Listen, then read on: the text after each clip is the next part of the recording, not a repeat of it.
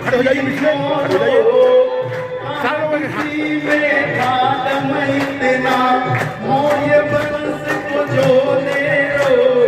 चक्रवर्ती चंद्रगुप्त बिंदुसार विजयी विस्मय शोक महान गुणा दशरथ संपत्ति साधि सुख देव वर्मा सत्य धन बृहद्रथ वंश विराट की नमन कर्नाट की सेवा समर्पण सह समता स्वाभिमान की युगो युगो तक बजे और वंश महान की युगो युगो तक बजेगा डंका और वंश महान की आन शान की मान सम्मान की सेवा समर्पण सह समता स्वाभिमान की युगो युगो तक बजेगा और वंश महान की युगो युगो तक बजेगा डंका और वंश महान की। धन्यवाद। बताइए दिल खोल के ताली।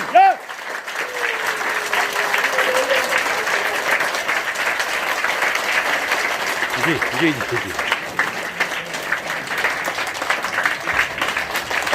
कैसा लग रहा है? जोर से बोलना, कैसा लग रहा है?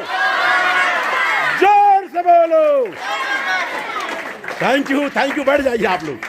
चंद्रगुप्त मौर्य, जिसको आज हम आप कहते हैं कि माई इंडिया इज ग्रेट, भारत महान है, लेकिन चंद्रगुप्त मौर्य के भारत से आज के भारत में बहुत बड़ा अंतर है कि वह 16 महाजनपदों में खंड खंड में बिखरा हुआ जो भारत था उसको एक करने वाले चंद्रगुप्त मौर्य, जिसको अखंड भारत का निर्माता कहते हैं, उनको नमन करने का दिन है और आने वाली पीढ़ी को बताने का दिन है। साथ ही साथ साथियों, इस देश में ज्योतिबा फूले, सावित्रीबाई फूले, डॉक्टर बी.आर. अम्बेडकर, जगदेव बाबू, तमाम ऐसे महापुरुष रहे हैं जिनसे हमको आपको सीखने का, उनके जीवन संघर्षों का, उनके आदर्शों का चर्चा करने का यहाँ विषय है। साथियों, हम सबको यहाँ पर ऐसे विचार विमर्श करना है जिससे कहा जा रहा है कि समाज को जोड़ने का काम हो, नई पीढ़ी को सिखाने का काम हो। तो साथियों, जरा इस बात पर विचार करें। हम सब ने पढ़ा है, नई पीढ़ी पढ़ रही है। जितने पढ़ने वाले लोग हैं या साइंस समझने वाले लोग हैं, इस बात पर विचार करें। जिन भी किताबों को, जिन भी बुक्स को, जिन भी साइंस को आपने पढ़ा है, उस पढ़ने वाले फिजिक्स में, केमिस्ट्री में, कंप्यूटर में ही, जहां भी बायोलॉजी में जितने भी साइंटिस्ट हैं, जरा आप खोजना, आप पढ़ना, आप लिस्ट बनाना कि भारतीय वैज्ञानिक कितने उसमें हैं।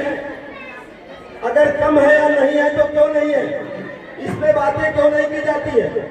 सारे वैज्ञानिक यूरोपियन क्यों ही है, भारतीय वैज्ञानिक क्यों नहीं होते। इस बात की चर्चा यहाँ नहीं होगी तो कहाँ होगी।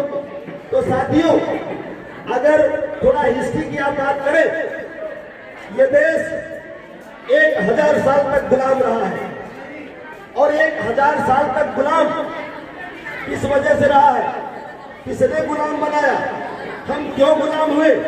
यहाँ पर शक आए, यहाँ पर हुड आए, यहाँ पर पुर्तगाली आए, यहाँ पर मुगल आए, यहाँ पर अंग्रेज आए, क्यों आए, कौन सी शहरगाह थी यहाँ पर, क्यों लोग आए।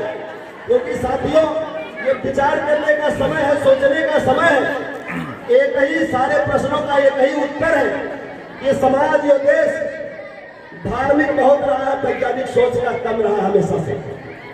और जब जब वैज्ञानिक सोच पीछे होगी, इस तरह की व्यवस्था हम पीछे जाएंगे।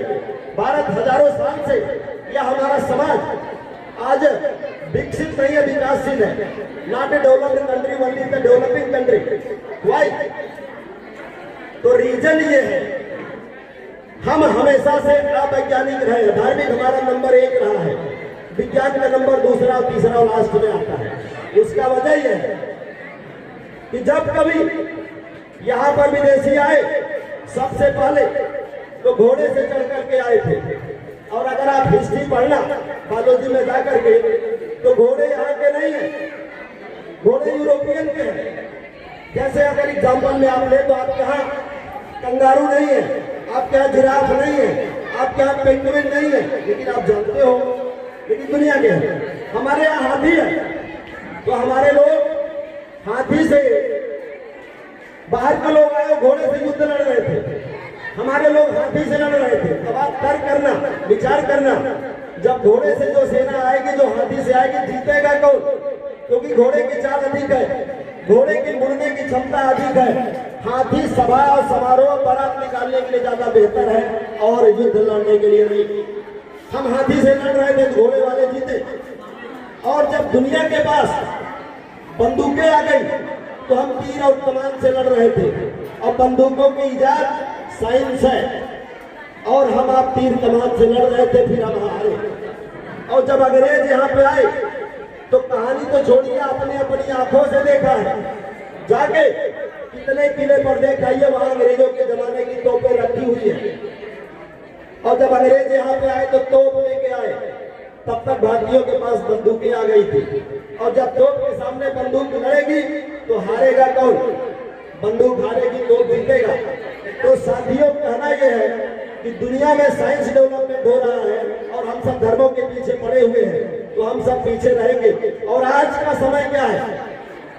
आज का समय रिमोट का है, रोबोट का है। दुनिया के बॉर्डर पर सेना नहीं खड़ी हो रही है, दुनिया के बॉर्डर पर रोबोट खड़े किए जा रहे हैं। लेकिन रोबोट और रिमोट बनाने के लिए दिमाग चाहिए।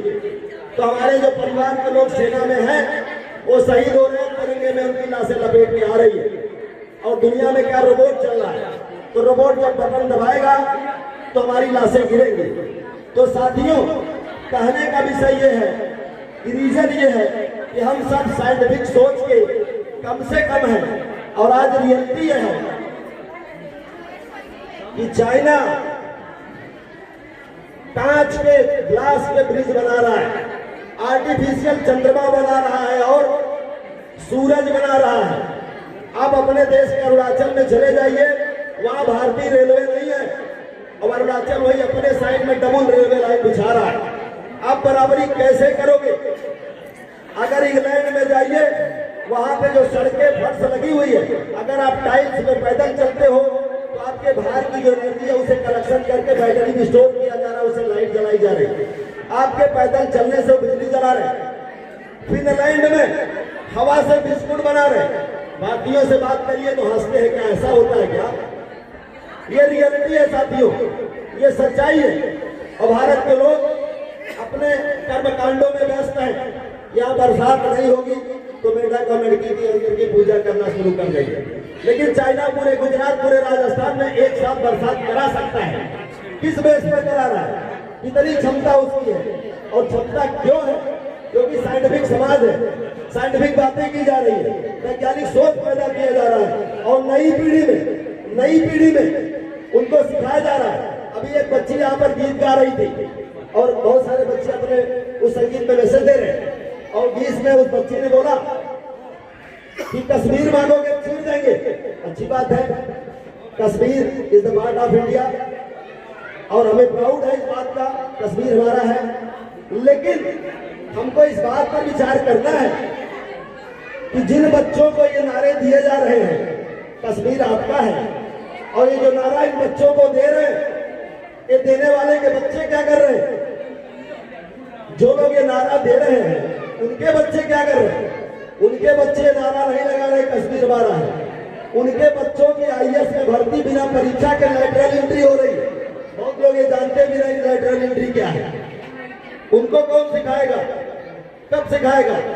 तो साथियों, हमें इस बात पर विचार करना है। अभी हम सब राष्ट्रगान गा रहे थे, जनगण मन अधिनायक जय हे भारत भाग्य विधाता। बिल्कुल देश का राष्ट्रगान है, बनाया गया है, आजादी से पहले से चल रहा है, सारे लोग सम्मान कर रहे हैं। लेकिन मध्य प्रदेश का एक आरटीआई कार्यकर्ता भारत सरकार को एप्लीकेशन लगाता है, भारत भाग्य विधाता। ये भारत का भाग्य विधाता कौन है? हमें उत्तर चाहिए। भारत सरकार के पास एप्लीकेशन आरटीआई लगाता है और उस आरटीआई में ये उत्तर लिख करके आता है, ये उत्तर लिख के आता है जो आईएएस अधिकारी वहां टाई लगा के बैठते हैं, वो लिख के दे रहे हैं कि भारत का भाग्य विधाता कौन है मुझे नहीं मालूम।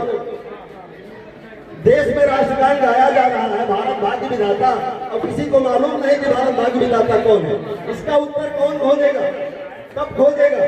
तो साथियों, हम आप ये कह रहे हैं कि अगर सरकारें वो ज्ञान बच्चों को नहीं दे रही, मीडिया वो तो नहीं दे रही, अखबारों में नहीं आ रहा है, सरकार स्कूल कॉलेज में नहीं आ रहा है, तो बच्चे तो हमारे हैं, माँ बाप हम हैं, तो बच्चों को अपने लेवल से उनको सिखाने का, समझाने का किसकी जिम्मेदारी है? हम आप अपने बच्चों के तर्क पैदा करें, ये वैज्ञानिकता पैदा करें कि बेटा जो किताबों में लिखा है उसको अलग ढंग से पढ़ना, जो सच्चाई है उसको अलग ढंग से पढ़ना। तो साथियों, ये जो यथार्थ है, जो वास्तविकता है, जो रियलिटी है, कि उसको हम आप समझे और जाने, और सिर्फ वैज्ञानिकता की बात, प्रेम की बात, तर्क की बात, क्योंकि अगर बौद्ध दर्शन की हम आप बात करते हैं, बौद्ध दर्शन में रियलिटी है कि मानव एक समान, सारे मानव एक हैं, मानव में कोई भेद नहीं है। सभी लोग इस बात को समझ रहे हैं कि जाति को अगर शोषण के बेस में करते हैं कि कास्ट, लेकिन साइंस के भाषा में, बायोलॉजी में से स्पीसीज कहते हैं, स्पीसीज, तो स्पीसीज के कैरेक्टर होते हैं। किसी एक व्यक्ति को बाहर से यहाँ मंच पे खड़ा किया जाए, किसी व्यक्ति को, और उस व्यक्ति को कोई नहीं जानता हो, यहाँ बैठे हुए सभा हाल में चैलेंज है किसी को, कोई बता दे किस कास्ट का व्यक्ति है, क्योंकि कास्ट का कोई लक्षण नहीं होता, कोई जाति नहीं होती। तो बौद्ध दर्शन में सिर्फ सभी मानव है, सभी इंसान है। तो अगर हम सब उसके प्रेम की बात करते हैं, उसके सहयोग की बात करते हैं, उसके लगाव की बात करते हैं, तो हम सबके लिए ज्यादा यथार्थी होगा, आने वाली पीढ़ियां इस बात को सीख सकेंगी। और अगर हम आप देखें कि चाइना में या दुनिया में या यूरोप में इतने वैज्ञानिक लोग क्यों पैदा हो रहे हैं, क्योंकि वहां पर सारे लोगों को इस तरह की वैज्ञानिकता नॉलेज दिया जा रहा है, एनवायरमेंट पैदा किया जा रहा है। तो अगर हम आप चाहते हैं कि इस तरह की क्षमता, इस तरह की सोच और इस तरह का एनवायरमेंट हमारे समाज में, हमारे बच्चों में पैदा हो, तो इसलिए सरकार के भरोसे, मीडिया के भरोसे, सिलेबस के भरोसे हम सब न रहें। हमारे आपके बच्चों की जिम्मेदारी पहली हमारी है। तो बच्चों को जो वैज्ञानिक नॉलेज है, समझ है, सबसे पहले हमें आपको देना होगा। सरकारें तो बाद में काम करेंगी, और बच्चों को हम अपने भरोसे छोड़ेंगे, व्यवस्था के भरोसे, समाज के भरोसे छोड़ेंगे, तो तार्किकता नहीं आएगी, क्योंकि सरकारें और सिस्टम व्यवस्था नहीं चाहती है हमारे बच्चे वैज्ञानिक बने। तो साथियों, समय कम है, बहुत सारे लोग यहाँ पर उपस्थित हैं।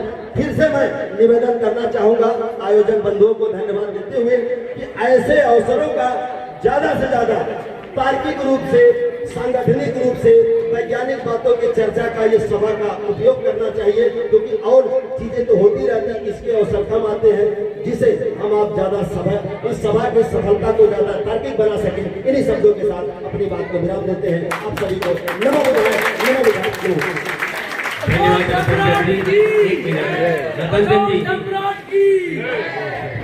इन्होंने जो भाषण किया, जो आपको इतना मार्मिक किया, उनका कहने का यही मतलब था, जो पुराने ख्यालात हैं उनका पैटर्न बदलिए। ऐसे मैंने भी वक्तव्य किया था, तो जो आपको नारा दे रहे हैं, जो आपको सिखा रहे हैं, उनको उसकी पैटर्न बदलिए।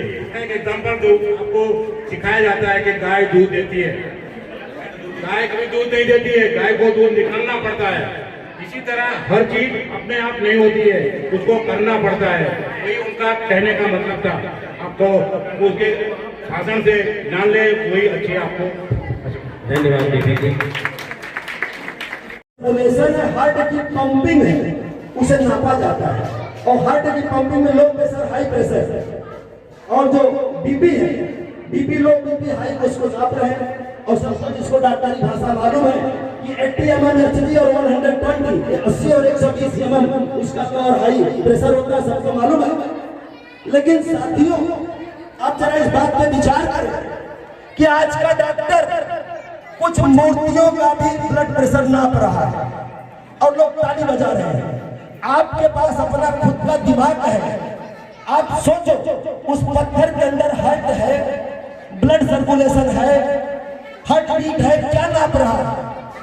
और उसके बाद लोग ताली बजा रहे, कोई प्रश्न उठा रहा है, अखबार छाप रहा है, लोग स्वीकार कर रहे हैं। जो तार्किक लोग हैं, जो दार्शनिक लोग हैं, वो कह रहे हैं ऐसे डॉक्टरों की डिग्रियां छीन के जला देनी चाहिए। किस काम की डिग्रियां हैं? कि पकड़ो इन दीवालों का ब्लड प्रेशर ना बढ़ रहा है। कोई है यहाँ पर कोई डॉक्टर इस दीवार की ब्लड प्रेशर नापना बता सकता? कोई है डॉक्टर यहाँ?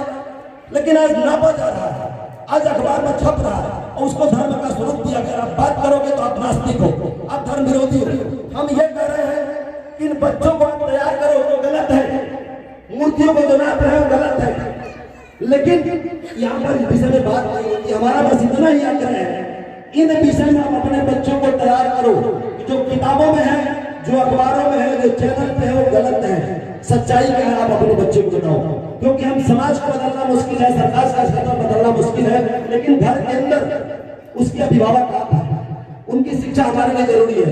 तो इन्हीं में से जो संदेश के साथ हम सब फिर से अपने वक्तव्य को विराम देते हैं और फिर से आग्रह करते हैं, यहाँ का जो मंच लगता है अध्यक्ष जी से, सभी पदाधिकारियों से निवेदन करेंगे, इस मंच का उपयोग बच्चों के या आने वाले लोगों को दिमाग बदलने का केंद्र बने, सोच बदलने का केंद्र बने। नाच गाना खाना पीना तो हमेशा होता रहता है, दिमाग को भोजन देने का केंद्र बने, और जो कि साल में एक बार होता है। इन्हीं आग्रह के साथ अपनी बात को मैं विराम देता हूँ। आप सभी को फिर से नमो बुद्धाय, नमो बुद्धाय।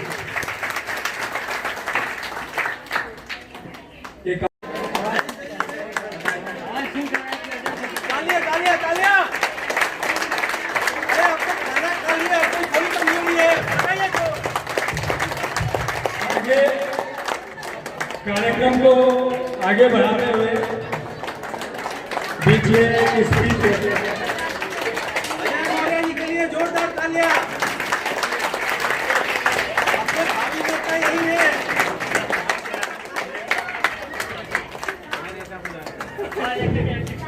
बहुत नए लोग आए तो मैं साइंटिफिक करना भूल गया। ठीक है, तालियां बजा के लोग चले जाएंगे। थोड़ा सा खड़े रहिए, खाली एक मिनट। ये पे जो बाहर बोर्ड लगे हुए हैं,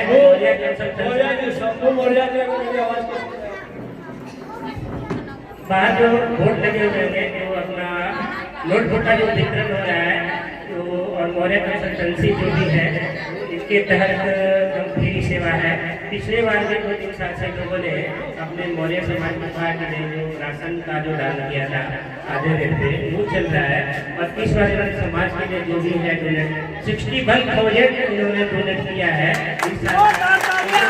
आज के 20 साल का सबसे बड़ा योगदान के साथ साथ सारे समय जो है एकदम बिल्कुल खड़े रहते हैं, और इसके लिए सारे समाज की तरफ से हम लोग इनको आभार करते हैं। ऐसे ही हमेशा हर सब समाज के लिए हमेशा ये खड़े रहे, ऐसा उम्मीद करते हैं।